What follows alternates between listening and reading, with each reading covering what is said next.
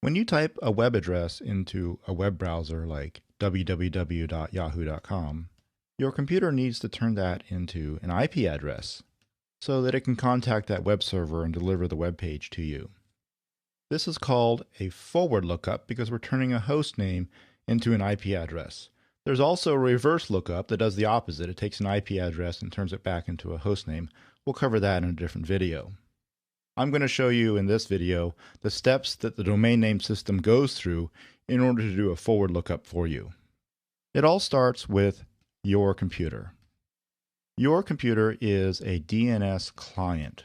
A DNS client is one that issues a request to do a forward lookup, and a DNS server is one that answers that request in the form of a response. In order to do any kind of DNS lookup, your client computer needs to contact a DNS server. And usually the one it contacts is one that's fairly nearby, like one that's supplied by your internet service provider, or maybe it's on your local area network in your router, or in the IT department at your business. The client computer that's issuing a DNS request needs to know what DNS server to contact to act on its behalf in order to fulfill that request.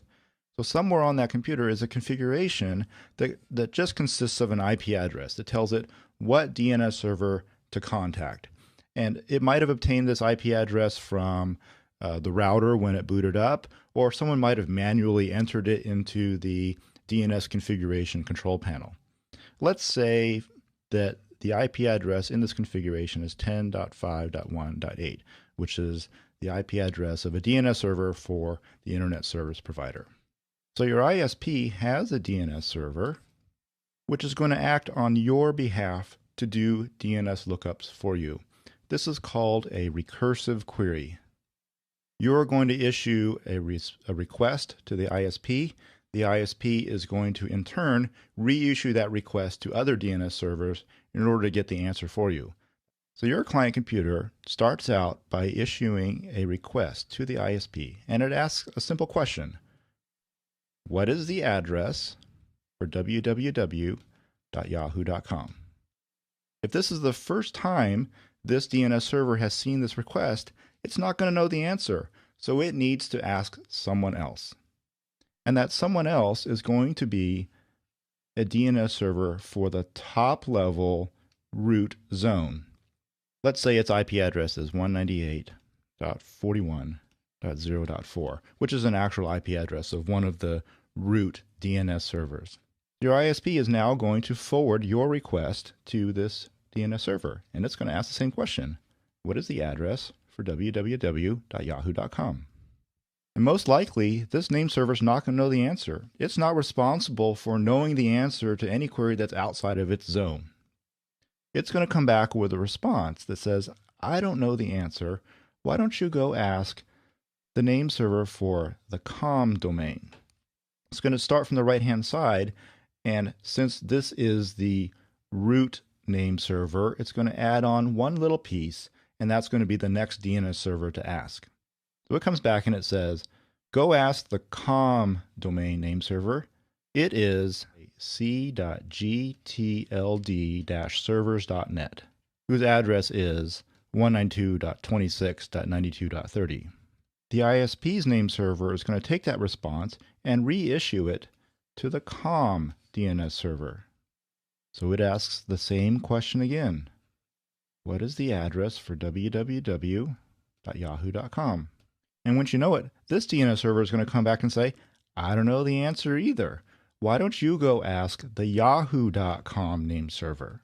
The yahoo.com name server is ns1.yahoo.com, and its address is 68.180.131.16. So once again, your ISP reissues the request again, this time to the yahoo.com name server. So it asks the same question again. What is the address for www.yahoo.com? And this time, the DNS server has an answer. It says the address is 72.30.2.43. Now your ISP has the answer, and it can return that response back to you. And your computer is now able to contact the www.yahoo.com web server in order to deliver a web page to you. Now your ISP's DNS server, having seen the answer to the response, is going to do one more thing for you. It's going to keep track of that answer. So it's going to put down in a cache the answer to the question, what is the address for www.yahoo.com? Now, the next time a client asks that same question, your ISP's DNS server just has to look in its cache, find the answer, and return it straight back to the client. This will save some steps in the future because it doesn't have to go back and ask over and over again all these other DNS servers, and it takes some of the load off of them. So the caching is a really important part of DNS. It both solves a problem in that it reduces the traffic on the net, but it can also cause some problems because if this address ever changes, your ISP's DNS server is going to need to know to flush that answer out. And we're going to see in a future video exactly how that happens. So as you can see, the steps needed to do a forward lookup of a host name into an IP address is rather complicated.